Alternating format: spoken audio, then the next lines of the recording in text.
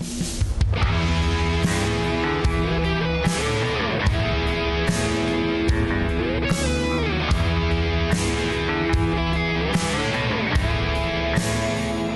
welcome to the Viking loot section. Viking segment loot. of the Viking loot. So in this segment, basically, we're going to do just maybe a quick recap of where you are with the current Kickstarter. So I don't know if you have any photos, some stuff that you want to show the fans right now in terms of where you are. Yeah, absolutely. Stuff that came out. So let me show you guys. So the last Kickstarter that we had was this beautiful Viking anthology. So many beautiful covers that if you missed it, I want to show you the covers at the very least. So we have 3 novels. So the very first novel, we're going to look at Mindel, the missionary. So all of these words are part of the cover, part of the title. The Misadventures of Mindel Plodsdottir, in which a missionary encounters heathen clans, murderous creatures, and people who generally dislike him, and tries to convert the masses whilst spreading the word of God. And you get the point. This is a really lovable character that first appeared in our Creatures from Fairy Tale and Myth. And this guy deserved a novel. Picture a hapless missionary that means well, completely oblivious to what's going on around him. He only got good luck because all the bad luck has just been AoE'd on everyone around him.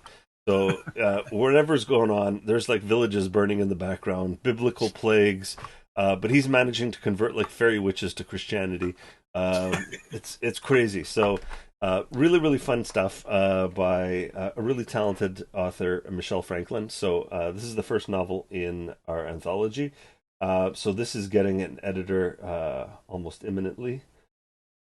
Let me grab a next cover. Where's the next cover hiding here? All right, so this is the sequel to the very much fan-loved Horn of the Kraken novel. So this is The Mistletoe Spear by Stephen Pearl. He is an established author that wrote the first novel in our series. This is the sequel where Bjorn and his warband go off on another Viking heist. So when I say Viking heist, picture like Ocean's 11 meets Lord of the Rings. It's like a roller coaster ride, and his book is completely edited. It's going into layout right now. So Kickstarter backers are going to be able to get this shortly. It's going to go into print proof, and I can't wait to get this striking cover in hand. I just love the simplicity of just it jumps at you. And then the last novel, got it hiding here. There we go.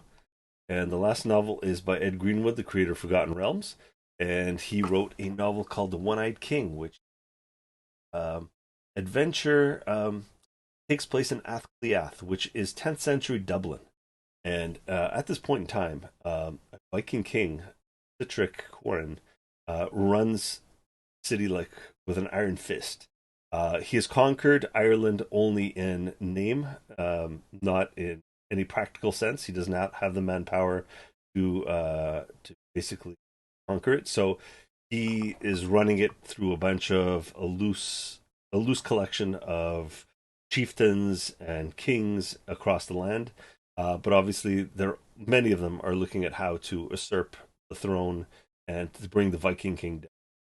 This is also happening during the Celtic Twilight, which is the Celtic pantheon's equivalent to Ragnarok. And so all of the old pagan gods are stirring from the slumber, the Morians, the Firbolg, the Wethadenan. And so the pagan Celts are coming to a head with the Kriostai, the Christian Celts. And so you've got a serious melting pot of cultures in one city. And so this novel basically sets up the other part of the starter, which is the RPG. Where is the RPG? The city-based RPG. Picture this. Joe, you ever play the old like first edition or second edition Dungeons and Dragons where they used to have those city box sets that came in boxes and had these big poster fold-out maps?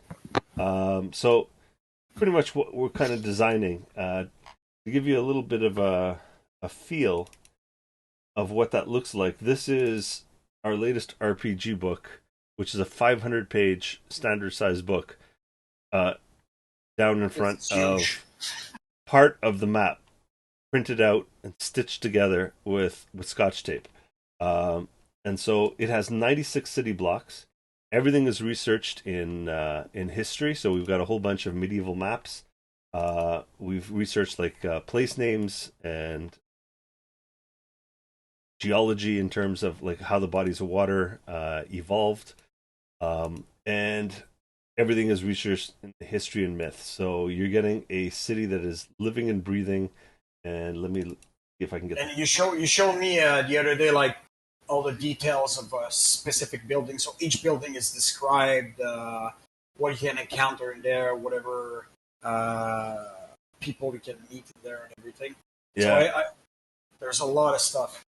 yeah. So 96 city blocks exactly. Wow. Each building is detailed, and in the deep dive booklet, you even have like people inside the buildings and menus and shopping lists for inside the building.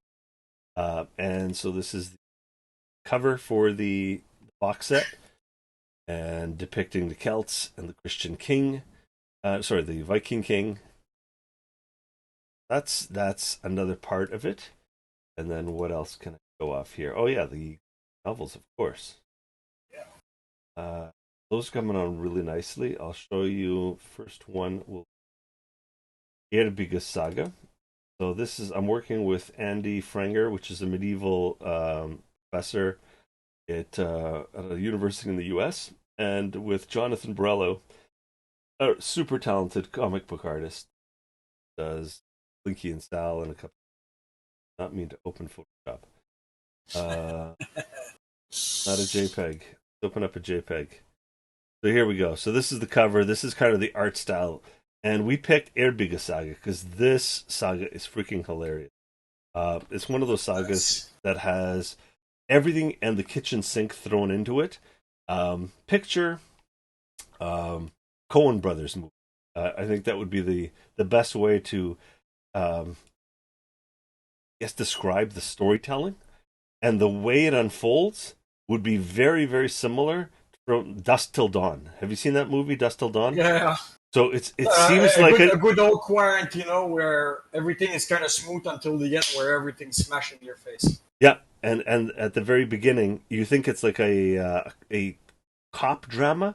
It's like it sets the scene for like a detective movie, and then all of a sudden vampires erupt Yeah. everywhere. It's the same thing in their biggest saga. It's like they're running from a king, and they're setting up their plantations in Iceland, and then all of a sudden there's hauntings and ghosts and undead soldiers wandering the land. I mean, it's crazy. We have a question from Tom Carroll. I may have missed it. Is the expansion that will include Christian mechanics has been mentioned? Yeah, Uh, so we do have some Christian children, mechanic. So Christian mechanics already have been introduced in Lords of the Ash, which was the first book that had the missionary archetype. We refined them in Children of Eriu, children that are which has the monk archetype, and then we're going to refine them even further in the next two RPG books. So Athkaliath is going to have even further refinements in terms of what the Christian or Kriostai archetypes can do. And then in the Green Man's Crown, I think is where we're going to really look at the afterlife mechanics that are going to be bolted onto the system for the because we will be descending after that into the Christian kingdoms in southern Europe. So everything north of the Mediterranean basin. So from the Caliphate in Spain all the way to the Varangian Guard, which are in Miklagard, which is Constantinople, and the Papal States in between with the Holy Roman Empire above. That is already in the works as one of my manuscripts for a not this year, maybe next year. Um, big rollout of another RPG. So, yep, that's going to be in there. Hope I answered the question. Then let's go take a look at Firewolf, probably. yes, the Firewolf. So I've been working with Mr. Vincent Pompetti, a very very talented, internationally acclaimed artist. And he and I have been working on this book right here. I really love the art. Yeah, one with the cover. Here we go. Let's go.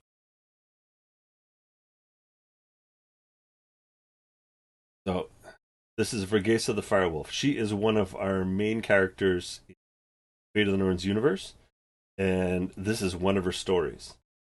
I'll show you some of the interior pages. So if you join our Patreon, a lot of these projects we share like things that are happening behind the scenes in terms of the interior pages.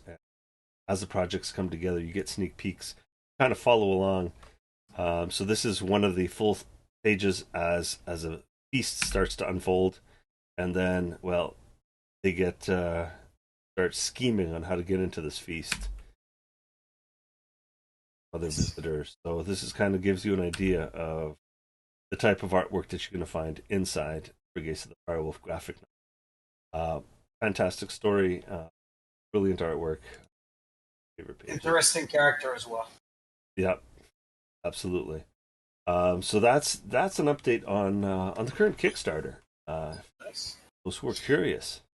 And I guess we could also talk a bit about the grid in terms of the fact that we started working officially with devs to come up with the digital version of the game as well as a card game, as you were already previously talking about. I am over the moon, super excited.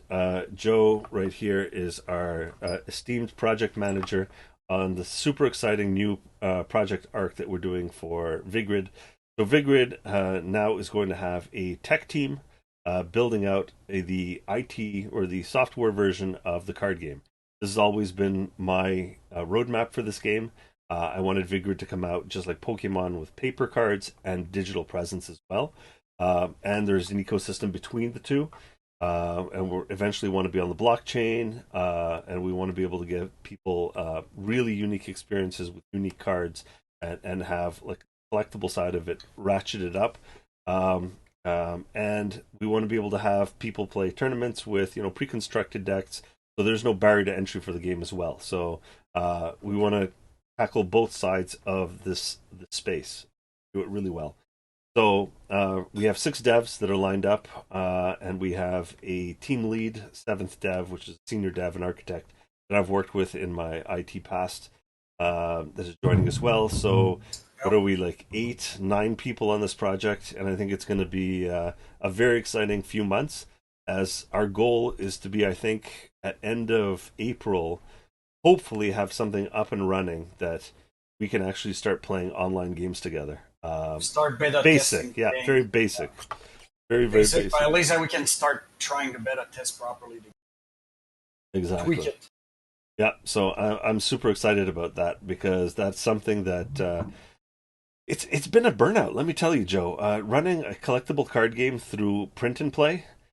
Every time my players are like, Andrew, I don't know, this card could use a little tweak, and this one too, and this one too, and this one too. So when I come back next week, can you have my deck updated for me, please? And so here I am in the next week of like, okay, let me update all these in Photoshop, let me print them out, let me laminate them, let me cut them all out individually, put them into everyone's nice decks. Everyone shows up to beta test.